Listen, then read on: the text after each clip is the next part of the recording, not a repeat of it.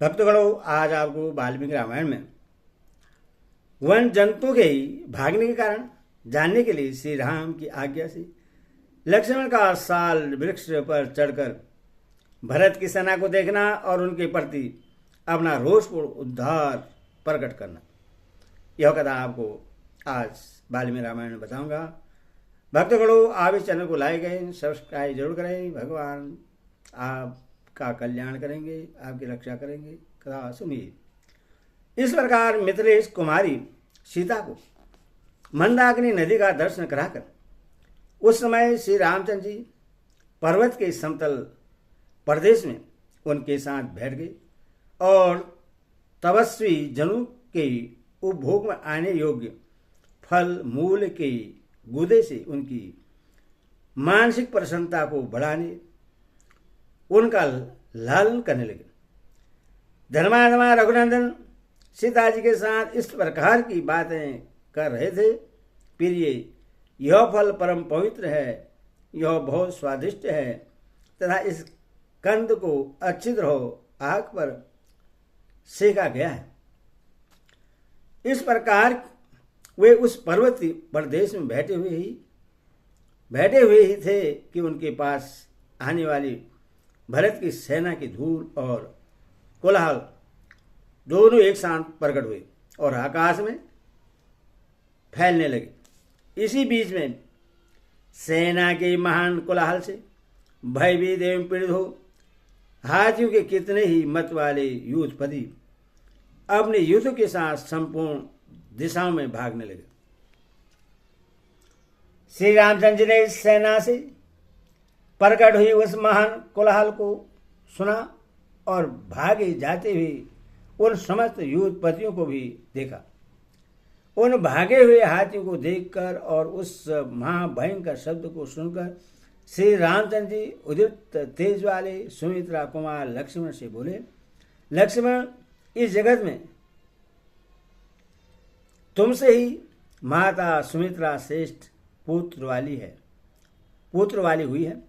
देखो तो सही, यह भयंकर गर्जना के साथ कैसा गंभीर तुमुल नाद सुनाई देता है। सुमित्रा नंदन, पता तो लगाओ, इस विशाल वन में ये जो हाथियों के झुंड अथवा भैंसे या मिर्ग जो सहसा संपूर्ण दिशाओं की ओर भाग चले हैं, इसका क्या कारण है?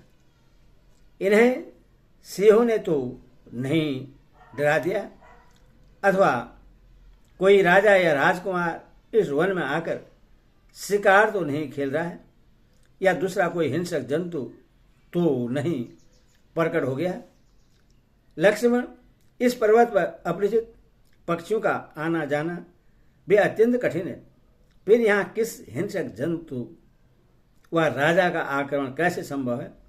अथवा इन सारी बातों की ठीक ठीक जानकारी प्राप्त करो।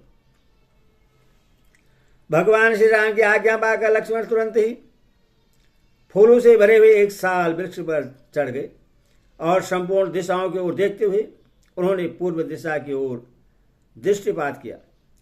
तत्पश्चात उत्तर की ओर मुँह करके देखने पर उन्हें एक विशाल सेना दिखाई दी, जो हाथी, घोड़े और रथों से परिपूर्ण तथा प्रयत्नशील पैदल सैनिकों से संयुक्त थी। घोड़ों और रथों से भरी हुई तथा रथ की ध्वजा से विभूषित उस सेना की सूचना उन्होंने श्री रामचंद्र जी को दी और यह बात कही, आर्य, अब आप आग बुझा दें, अन्यथा धुआं देखकर यह सेना यहीं चली आएगी। देवी सीता गुफा में जा बैठी। आप अपने धनुष पर पर्चियां चढ़ा लें और बाण तथा कवच धारण कर लें। यह सुनकर पुरुष सिंह श्री राम ने लक्ष्मण से कहा, प्रिय सुमित्रा कुमार, अच्छी तरह देखो तो सही, तुम्हारी समझ में यह किसकी सेना हो सकती है? श्री राम के ऐसा कहने पर लक्ष्मण रोष से प्रज्वलित हुए अग्निदेव की भांति उस सेना की ओर इस तरह देखने लगे मानो उससे जलाकर भस्म कर देना चाहते हो और इस प्रकार बोले, भैया, निश्चय ही यह केकई का पुत्र भरत है, जो अयोध्या में अभिषिक्त होकर अपने राज्य को निष्कंटक बनाने की इच्छा से हम दोनों को मार डालने के लिए यहाँ आ रहा है। सामने की ओर यह जो बहुत बड़ा शोभा संपन्न वृक्ष दिखाई देता है, उसके समीप जो रथ है उस पर उज्ज्वल तने से युक्त कोविधार वृक्ष से चिन्हित ध्वजा शोभा पा रहा है। ये घुड़सवार सैनिक इच्छानुसार शीघ्रगामी घोड़ों पर आरूढ़ हो इधर ही आ रहे हैं और ये हाथी सवार भी बड़े हर्ष से हाथियों पर चढ़कर आते हुए प्रकाशित हो रहे हैं।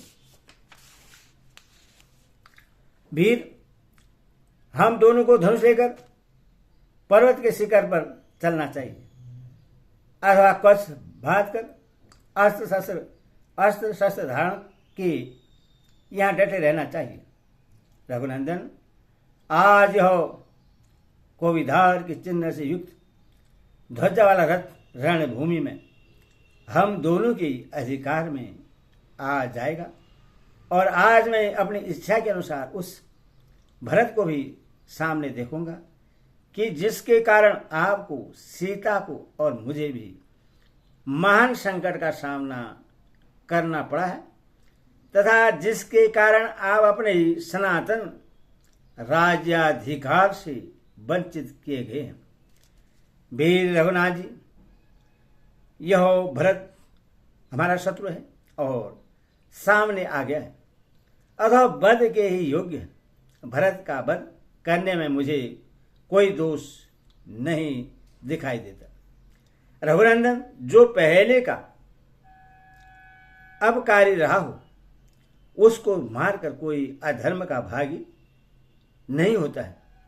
भरत ने पहले हम लोगों का अपकार किया है, अतः उससे मारने में नहीं, जीवित छोड़ देने में ही अधर्म है। इस भरत के मारे जाने पर आप समस्त वसुधा का शासन करें। जैसे हाथी किसी वृक्ष को तोड़ डालता है, उसी प्रकार राज्य का लोभ करने वाली कैकेयी आज अत्यंत दुख से आहत हो इससे मेरे द्वारा युद्ध में मारा गया देखें। मैं कैकेयी का भी उसके सगे संबंधियों एवं बंधु बांधों से वध कर डालूंगा। आज वह पृथ्वी के कई रूप महान पाप से मुक्त हो जाए। महाराज, आज मैं अपने रोके हुए क्रोध और तिरस्कार को शत्रु की सेनाओं पर उसी प्रकार छोड़ूंगा जैसे सूखे घास फूस के ढेर में आग लगा दी जाए। अपने तीखे बाणों से शत्रु के शरीरों के टुकड़े टुकड़े करके मैं अभी चित्रकूट के इस वन को रक्त से सींच दूंगा। मेरे बाणों से विदीर्ण हुए हृदय वाले हाथियों और घोड़ों को तथा मेरे हाथ से मारे गए मनुष्यों को भी गिदड़ आदि मांस पक्षी जंतु इधर उधर घसीटें।